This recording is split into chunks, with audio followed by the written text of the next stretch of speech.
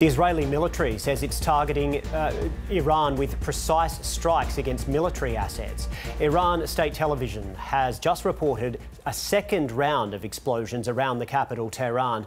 Blasts have also been reported in the city of Karaj and the Syrian capital, Damascus. Israel had been planning a response to the ballistic missile barrage fired from Iran on the 1st of October, which was Tehran's second direct attack on Israel in 6 months. Middle East correspondent Matthew Doran joins us live from Jerusalem now. Matt, what do we know?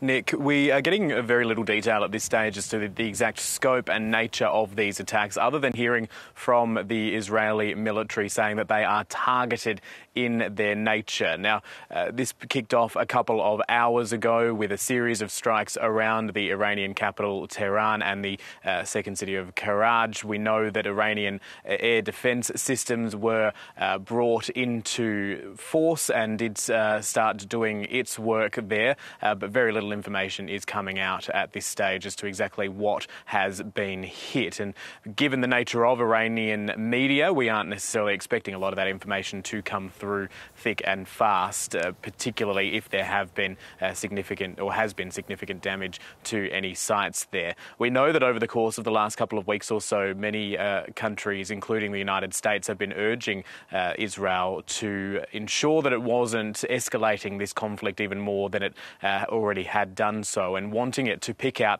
targets that were military in nature, focusing its efforts on the trying to disrupt and to destroy aspects of Iran's military infrastructure, rather than looking at any sort of civilian infrastructure, energy and the like, or even going to Iranian nuclear facilities as well. Something that was seen, if it had indeed happened, as something that would escalate this far beyond its current state. Here's how Daniel Hagari, the Israeli Defense Forces spokesperson, described what is happening at the moment. He said it was targeted attacks, a series of targeted attacks, and here was his message for the Iranian government. The regime in Iran and its proxies in the region have been relentlessly attacking Israel since October 7th on 7 fronts, including direct attacks from Iranian soil. Like every other sovereign country in the world, the State of Israel has the right and the duty to respond. Our defensive and offensive capabilities are fully mobilized. And Matt, what do you think we can read into the timing of these strikes? Well, everyone has been waiting to see how Israel would respond to that barrage of missiles fired by Iran earlier this month. More than 180 missiles fired in the direction of Israel. That was a provocative act which Israel had vowed to retaliate for, but we have had to wait a number of weeks since that indeed occurred. We know that this week the US Secretary of State, Antony Blinken, has been touring this part of the world, and it is fairly telling that these strikes have happened after his visit. It suggests that any work he was trying to do to convince Israel against launching these attacks did not come to pass. We know also that the United States has been bolstering defences in this part of the world as well. The THAAD anti-missile defence system that is run and operated by the US Defence Force, that has been positioned here in Israel along with US troops to operate that system. That is in place and has been since earlier this week. So that is preparing for any retaliation to this retaliation. And we also saw last night here in Israel news that the US had pre-positioned some F-16 fighter jets normally based in Europe, in Germany, here in the Middle East. So there was a suggestion that intelligence was this was about to begin.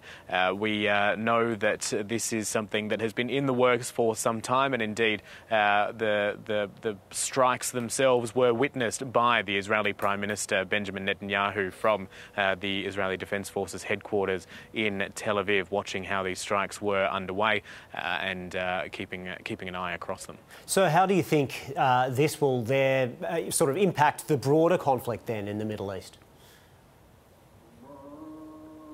Well, this is certainly another escalation, and given the history of how this latest chapter of the war in the Middle East has been playing out, you would expect that Iran is not going to take this sitting down. It is not just going to accept these strikes within its territory and move on. So that suggests that there could be further strikes from Iran against Israel as a response to this. This comes at a pretty precarious time in this conflict in the Middle East. Not only is Israel now acting against Iran, it is also dealing with the ongoing war in Gaza, which has stretched into its second year now. And despite the killing of Hamas leader Yahya Sinwar a week ago, Israel shows little sign of wanting to pull back its operations in the Gaza Strip. It is also continuing its fight in the north against the Lebanese militant group Hezbollah, which is backed by Iran. The strikes that have been happening in southern Lebanon and in Beirut over the course of the last week have also escalated quite dramatically, with Israel launching a number of bombings against what it said were Hezbollah targets across that part of Lebanon, something which has inevitably led to a number of civilians as well being caught up in those attacks, and the civilian casualty toll, the death toll in Lebanon continues to spiral. So this is a very precarious time in the Middle East, and this act by Israel is certainly only going to add to that, Nick. Middle East correspondent Matt Doran live in Jerusalem. Thanks for that update.